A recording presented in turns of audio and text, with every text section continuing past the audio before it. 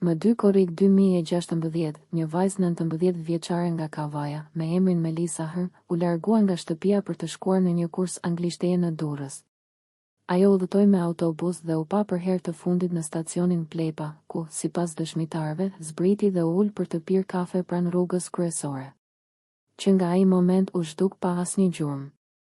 Familja e raportoi menjëherë zhdukjen. Hetimet filluan të nesërmen, por pa asnjë pistë konkrete. Melisa ishte një vajzë e qetë, me nota të larta në shkollë dhe pa probleme të njohura me askën. Në ditën e tretë, një kamerë sigurie nga një dyqan në Durrës tregoi se ajo ishte futur në një makinë të zezë Audi A4, me targa të mbuluara, së bashku me një burr rreth të 40 thave.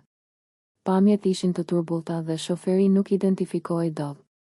Pas 10 ditësh, një çantë e kuqe që i përkiste Melisës u gjet në një kanal të hapur pranë shijakut. Brenda saj ishte telefoni i saj i fikur dhe një letër me shkrim dore që shkruante: "Mos kërkoni më.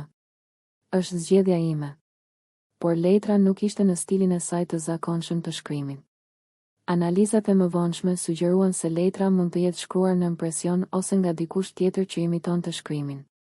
Në muajin gusht, një mesazh misterios u dërgua në inboxin e nënës së saj nga një profil i panjohur në Facebook. "Nëse flisni më në polici, do humbisni edhe më shumë." Mesazhi u gjurmua, por u dërgua nga një IP që përdorte VPN nga Gjermania. Rasti nuk përparoi më. Në vitin 2020, një gazetare e pavarur që po hetonte rastin, publikoi një intervistë me një grua që kishte qenë e arrestuar për trafikim në vitin 2017. Ajo pohoi se një vajzë shqiptare me emrin Lisa, që nuk fliste kurrë, ishte parë në një banesë në Itali, ku mbaheshin vajza të rrëmbyer për prostitucion. Policia italiane kreu kontroll, por ndërkohë banesa ishte boshuar dhe nuk kishte më asnjë shenjë të banorëve të mëparshëm.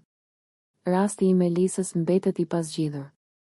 Një murheshtje, frike dhe mungesë prove e mban këtë çështje në errësirë. A ishte Melisa viktime e rrëmbimit dhe trafikimit? Apo u zhduk me vullnetin e saj dhe u manipulua? Çfarë mendoni ju? Shkruajeni në komente.